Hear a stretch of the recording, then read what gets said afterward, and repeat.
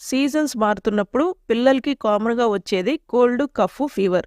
ఇవి ఉన్నప్పుడు పిల్లలకి మనం ఏం చేసి పెట్టాలి? ఈరోజు వీడియో అనమాట. చిన్న మోతాదు శొంఠిని కాల్చుకోవాలి.